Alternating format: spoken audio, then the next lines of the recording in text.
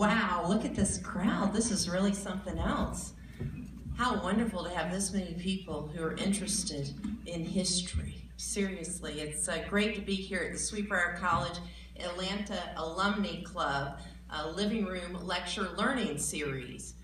This is really demonstrates the unquenchable thirst that for learning that Sweetbriar instills in us at a very early age. And I want to thank Camille Yao and my other Sweetbriar sisters who allowed me the opportunity to be here with you today to kick off your lecture series. If you're not familiar with the recent trek of Sweetbriar College, perhaps you read about it a bit in the news, but we have had a little battle on our hands here in the recent past months. And you know, the interesting thing about it is that that trek was very much not about Sweetbriar College in particular, but very much about higher education. And it was a battle, if you will, about where liberal arts meets this high-tech, vocational focused world we live in today.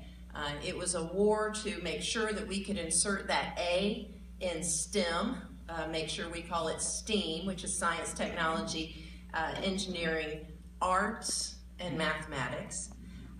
And it was a war that frankly marshaled thousands of women from across the country, raised $28.5 million in 110 days, converted $14 million to cash in 70 days, took an expedited appeal to the Virginia Supreme Court and won, came back, engaged the Virginia Attorney General, was able to hammer out a settlement agreement where the former administration and leadership stepped down and new leadership was installed. We've just approved the most fiscally sound budget we've had in 10 years, and we look forward to welcoming the largest freshman class we've had in the history of Sweetbriar College.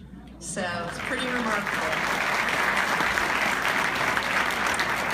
Pretty remarkable. You know, during that battle, I had the opportunity to give a couple of speeches, and one I referred to the book of Esther in the Old Testament, and I talked about leaders for times such as these. And I also noted that Mordecai reminds Esther that she need not think that her position protects her, as goes the fate of those like her, so her fate will go. And so I think it's interesting that we began to have a conversation about women's education, liberal arts education, and what the potential death of Sweetbriar College would mean for those like us, and that perhaps the pendulum had swung too far. So in order to dovetail to our talk here today, I think the theme of this recent battle we went through in Sweetbriar College was they came for us. They came for the mind-broadening, leadership-building education that we all obtained at Sweetbriar College, but fortunately, we were there to speak for ourselves. And in this instance, we're able to be victorious to see that Sweetbriar College continues on for future generations of women leaders. I have the great privilege today of introducing Yannick Wasserman, Assistant Professor of Urban History at the University of Alabama, which just earlier this week showed its collegiate exceptionalism.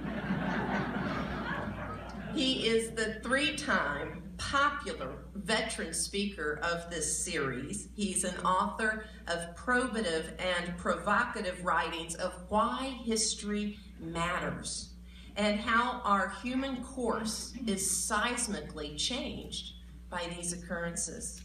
To him, this history is not just academic, it's very personal. His grandparents, both physicians, escaped Poland in World War II. So without further ado, I want to introduce to you Yannick Wasserman, who's here to speak to us today about Then They Came for Me, the problem of resistance under Nazi Germany.